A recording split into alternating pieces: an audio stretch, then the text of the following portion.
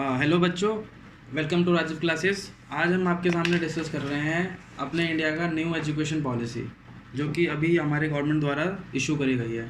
अब new education policy में काफ़ी हद तक चेंजेस करे गए हैं, जो कि आपको स्कूल लेवल और कॉलेज लेवल पर देखने को मिलेंगे। वो चेंजेस क्या क्या हैं आपके सामने हम आज डिस्कस करेंगे।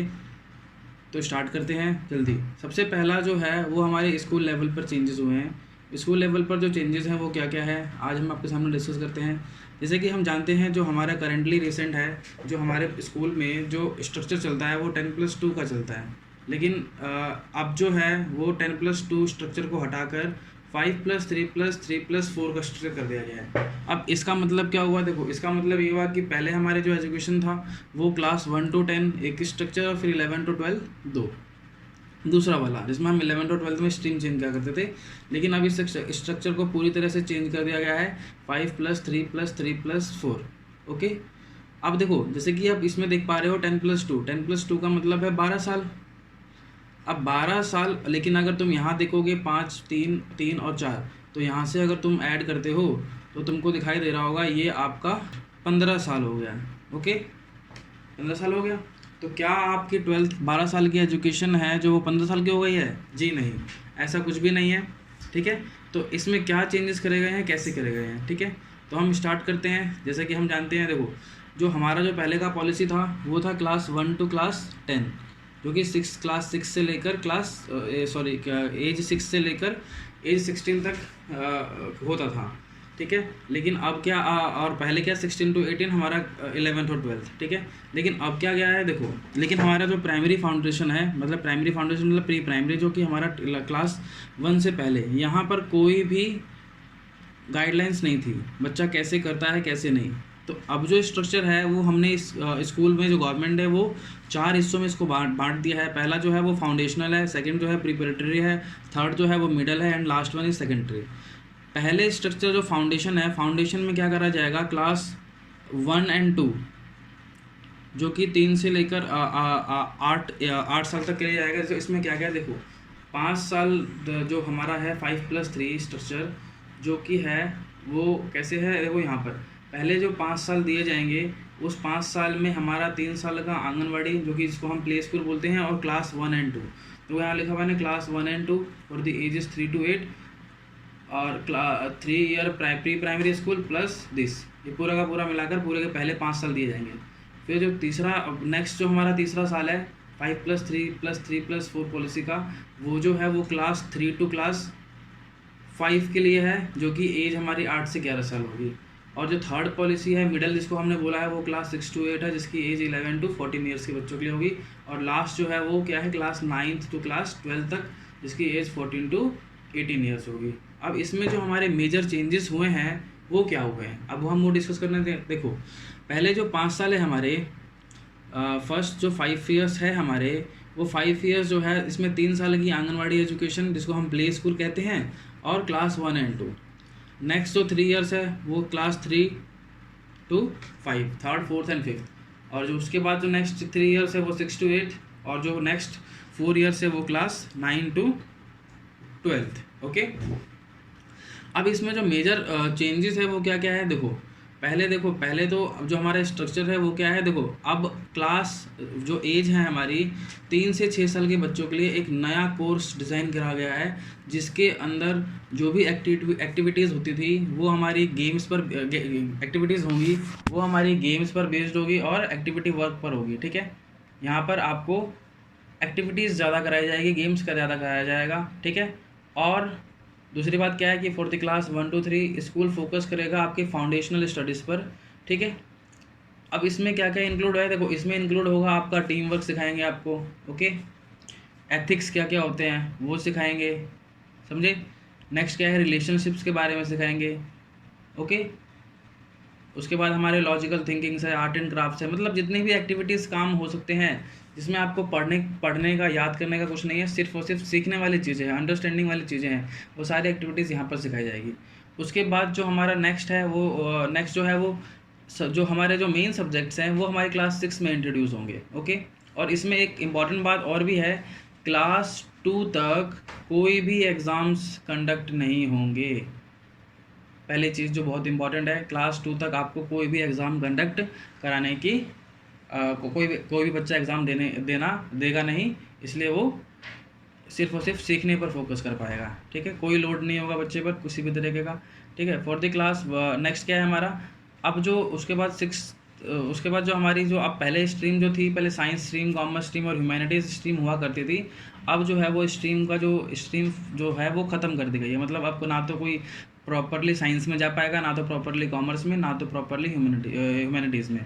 ठीक है, स्टूडेंट जो है अब सब्जेक्ट पढ़ना चाहते हैं तो वो सिर्फ और सिर्फ अपने हिसाब से पढ़ेंगे। लाइक अगर आपको किसी बच्चे को इंटरेस्ट है, फिजिक्स इंटरेस्ट है, तो वो फिजिक्स के साथ कोई आर्ट्स का सब्जेक्ट पढ़ना चाहता है तो वो अपनी मर्ज़ी से वो सब्जेक्ट पढ़ सकता है। ठीक है, और दूसरी बात क्या है कि वोकेशनल कोर्सेज इंट्रोड्यूस कराएंगे। ठीक है, वोकेशनल कोर्सेज क्लास 6 से ही इंट्रोड्यूस कराए जाएंगे।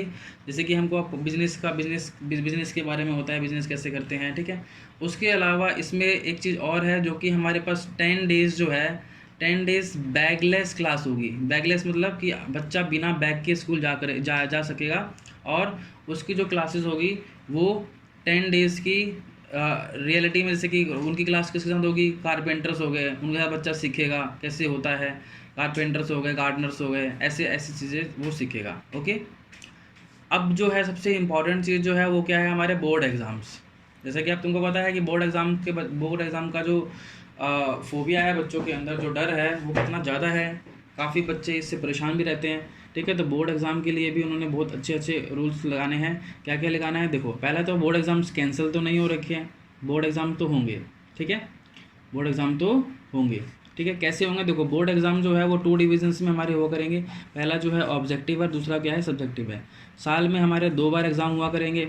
ठीक है, और हमारा जो कंसेप्ट है वो सिर्फ और सिर्फ पूरा का पूरा जो होगा वो अंडरस्टैंडिंग कंसेप्ट वो होगा, मतलब रटने वाली चीज़ों पर नहीं होगा। मतलब बच्चे को जिस चीज़ में इंटरेस्ट है, बच्चा वो उसके हिसाब से ही पढ़ेगा। मतलब जैसे कि जो उसको पसंद है वही वो पढ़ेगा, कोई कंपल्शन नहीं होगा, कोई लैंग्वेज ज़बरदस्ती नहीं पढ़ाई जाएगी, कोई सब्जेक्ट ज़बरदस्ती नहीं पढ़ाया जाएगा।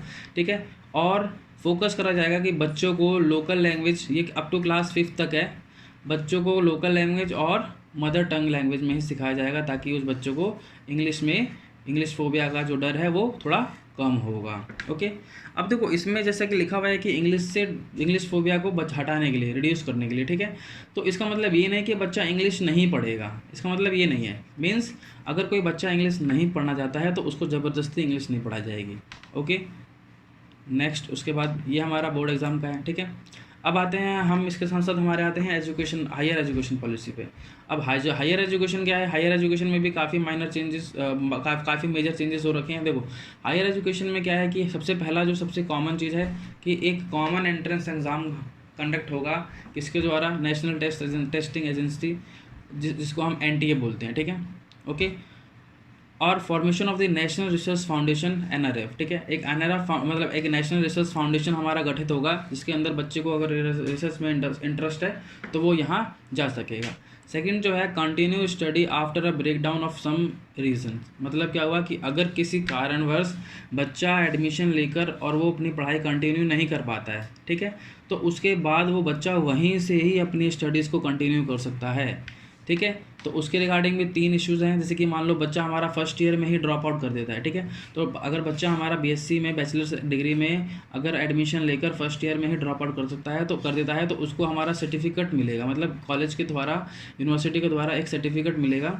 ठीक है, जो कि 1 साल का होगा। अगर बच्चा 2 साल के लिए करता है तो 2 साल का डिप्लोमा मिलेगा। क्या मिलेगा, डिप्लोमा, मतलब कि उसने 2 साल तक करी है। और अगर 3 साल वो पूरे के पूरे कंप्लीट करता है तो उसको पूरी की पूरी डिग्री मिलेगी।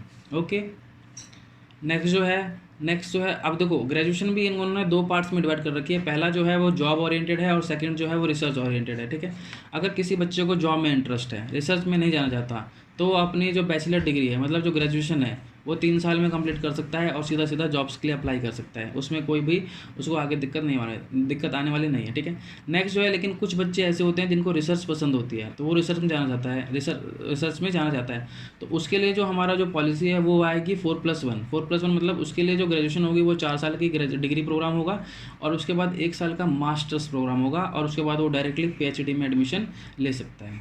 ठीक है, उसके लिए MPhil जो है वो अब कंपलसरी नहीं है। जैसे कि आप जानते हो रिसर्च के लिए MPhil कुछ कोर्सेज़ के लिए कंपलसरी हुआ करता था कि MPhil होनी ही होनी है। अब वो MPhil जो है वो कंपलसरी नहीं रह गया है। ठीक है, नेक्स्ट जो है एक जो बहुत इंटरेस्टिंग है कि स्टूडेंट जो है वो वहाँ पर भी अपने हिसाब से ही मेजर और माइनर सब्जेक्ट चूज़ कर लिया करेगा। जैसे कि अगर देखो एक एग्जांपल आपको बताता हूँ, जैसे कि एक बच्चा फिजिक्स ऑनर्स का है, ठीक है। उस फिजिक्स ऑनर्स में जैसे कि अगर उसने एडमिशन ले रखा है तो उसको सब्जेक्ट जो होंगे वो साइंस से रिलेटेड ही मिलते हैं। लाइक फिजिक्स वो केमिस्ट्री के साथ पढ़ सकता है, बॉटनी मिलती है उसको, बायोलॉजी जूलॉजी मिलती है, ऐसे सब्जेक्ट पढ़ता है। लेकिन मान लो फिजिक्स ऑनर्स में एडमिशन लेकर उसको फैशन डिज़ाइनिंग का कोर्स करना है, फैशन डिज़ाइनिंग पढ़ना है, म्यूज़िक पढ़ना है, वो ऐसा ऑप्शन तो अभी अवेलेबल ही नहीं होता हमारे कॉलेजेस में, ठीक है। तो इस ऑप्शन को भी यहाँ पर इंट्रोड्यूस करा गया है कि अगर बच्चा फिजिक्स के साथ फैशन डिज़ाइनिंग पढ़ना चाहता है तो वो वहाँ पर जाकर पढ़ सकता है, ठीक है। वो डिपेंड करेगा उसके मेजर्स एंड माइनर्स पे, ठीक है। मेजर्स का मतलब होगा उसके कोर सब्जेक्ट्स होंगे और माइनर्स मतलब जो वो एडिशनली पढ़ना चाहता है, सप्लीमेंट्री सब्जेक्ट्स होते हैं, ठीक है।